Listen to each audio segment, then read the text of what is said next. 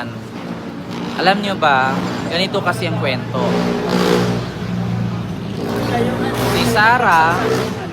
Si Sara Duterte, kaya pala malakas ang loob niya na kahit ilang libo daw na impeachment ang ibato sa kanya. Kahit ilang libo daw na impeachment ang ibato sa kanya. Malakas ang loob niya kasi daw nandyan daw ang 32 million na bumoto sa kanya. Oo, nako, alam nyo na mga kababayan. Ito lang ang masasabi ko sa inyo mga kababayan. Ako, 11:30 na. O mga DDS, I'm sure gising na kayo ngayon. Pakinggan nyo ang live kong to. Para pag napakinggan nyo ito, magigising kayo. Diba?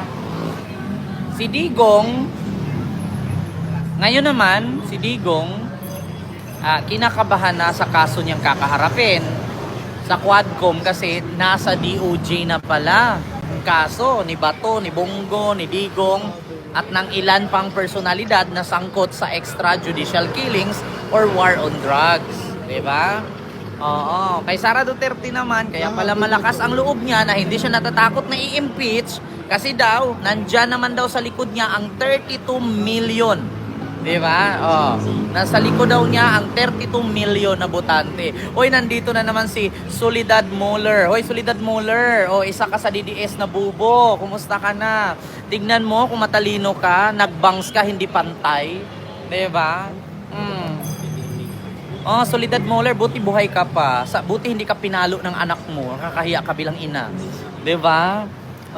Soledad Moller, sige mag-comment ka lang ng bubo dyan at magpapakilala ka na tanga ka talaga.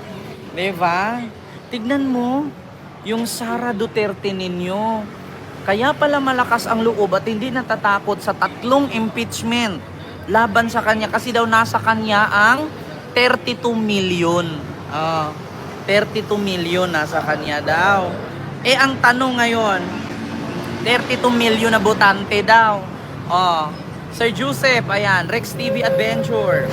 Ang problema ngayon, mga kababayan, sabi ng COMELEC sa 32 million na inaasahan ni Sara na kahit daw ilang impeachment pa daw dyan, ang sabi niya, nasa akin naman ang 32 million na bumoto sa akin eh. Hoy, Soledad, puki ng ina mo, mamatay ka na. Lahi mong bobo. Tang ina mo, buwa ka ng ina mong hayop ka. Isa kang DDS na tanga. Hindi Soledad, tang ina mo. Katanda-tanda mo na hindi pa pantay yung bangs mo. Ikaw yung walang pinag-aralan, isa kang tanga. Isa kang naniniwala sa mga dutaing magnanakaw. Diba? Ito ang sabi ni Sara. May isang DDS na nasipa na pahiya. Ayan. Sabi ni Sara,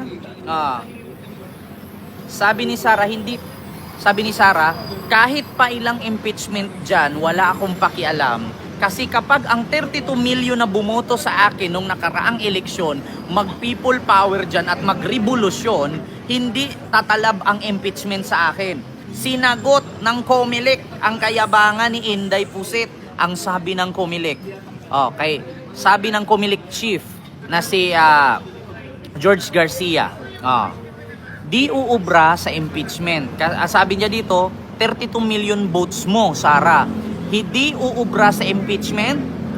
Hindi pwedeng gamitin ng isang impeachable public official ang kanyang mandato sa pamamagitan ng boto para lang hindi siya mapatalsik o mapaalis sa pwesto. Kasi kinakailangan kahit presidente ng republika ay pwedeng mag-subject na tinatawag natin na impeachment, pahayag ni COMELEC Chairman George Garcia. Diba? Diba? Maskin si BBM, pwedeng bukas or ngayon, no? Pababain si Pusit. Tapos ang ginamit ng mga DDS, 32 million kami. Hindi kaya na ipa-impeach si Inday kasi 32 million kami. Puki ng inang 32 million. Mismong ang COMELEC na nagsabi at ang chairman, no, ng COMELEC ang nagsabi, walang saysay yung 32 million na boto mo kasi maskin ang presidente ng Pilipinas, pwede kang tanggalin. Diba? Isipin ninyo mga loyalista, kung masama ang isang Bongbong Marcos, bukas na bukas wala na sa pwesto si Sara. Pero anong ginawa ni BBM?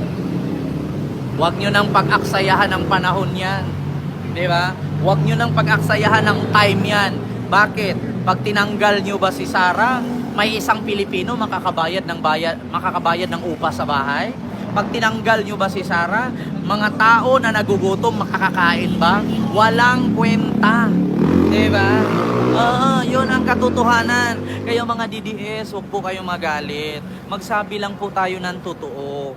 32 million less na ako doon kasi noon binoto ko, believe kasi ako kay Sara noon. Now nakakasuka na, 'di ba? Nakakahiya. Di ba? Hindi nyo ba naisip? Hindi nyo naisip? Yun pala. Yun pala ang kadahilanan na malakas ang loob ni Pusit. Yun pala ang kadahilanan, di ba? Na hindi siya natatakot kahit 1,000 impeachment kasi nandyan daw sa kanya ang 32 million. My God! Nasaan ang 32 million, Inday? Bukas na bukas, bitbitin mo yung 32 million kung sasamahan ka ba. Di ba? Bukas na bukas, Inday, lumabas ka, dalhin mo yung 32 million kung sasamahan ka ng 32 million bumoto sa'yo. Di ba? Ang pinagsasabi mo, Kent, malayo sa katotohanan. Mas malayo sa katotohanan ang sinabi ni Inday na may 32 million pa daw siya. Kaya hindi daw siya natatakot, no? Na ilang libo pang impeachment ang isampa sa kanya. Hindi niya iniisip na ang Comelec na mismo nagsabi.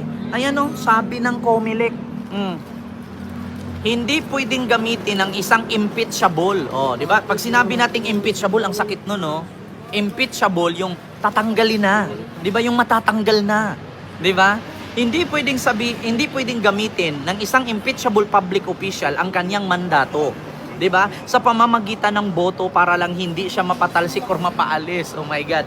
Maskin si Pangulong Bongbong Marcos ay pwedeng masubject sa tinawag nating impeachment complaint. 'Di ba? Maskin Pangulo ng Pilipinas pwede siyang tanggalin. 'Di ba? Paano yan? Kasama ako sa 32 million pero ayaw ko kay Sara Pusit. Kaya nga Rex TV Adventure eh. Diba? Ba't ako matulog sa Miyumi? Kayo ang matulog. Alam nyo kung bakit? Alam nyo na kasi sa sarili nyo na mga tanga-tanga kayo. Ito pa. Bukod sa nagdidepensa lang si Sara sa 32 million, bakit hindi niya subukang lumabas sa EDSA at magtawag kung may lalapit ba sa kanya? Diba? Para malaman ng taong bayan. Kasi ultimo nga, DDS nagdadalawang isip na ngang susuporta sa kanya. Katulad na lang kay ngayon. Katulad na lang kay si Rex TV Adventure.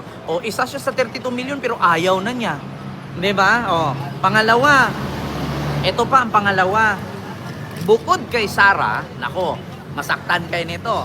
Bukod kay Sara, yung tatay niya, si Bongo, si Bato. May kakaharaping kaso at nasa DOJ na ngayon. Alam nyo, nung nalaman ni Digong na meron silang kaso ni Bato, ni Bongo, ni Oscar Albayalde, alam nyo ang ginawa ni Digong? Nanghingi ng presidential immunity. Putang ina, paano ka manghihingi ng presidential immunity na hindi ka naman presidente? Diba? Bakit presidente ka pa ba para manghingi ka ng presidential immunity? Ala, ang lakas ng loob ni Digong nanghihingi ng presidential immunity kasi baka matulad ito kay Gloria Arroyo na pagdating sa malapit ng makulong nagkakabracket na yung leeg. 'Di ba? Ang lakas ng loob manghingi ng presidential immunity. Yung lolo digs nyo. Nanghihingi, humihirit.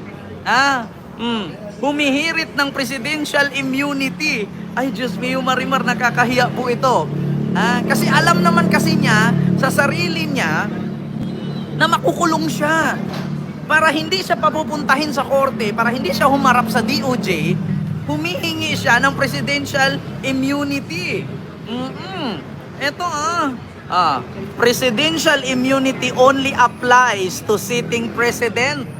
Hindi naman na nakaupo si Digong bilang presidente. Diba?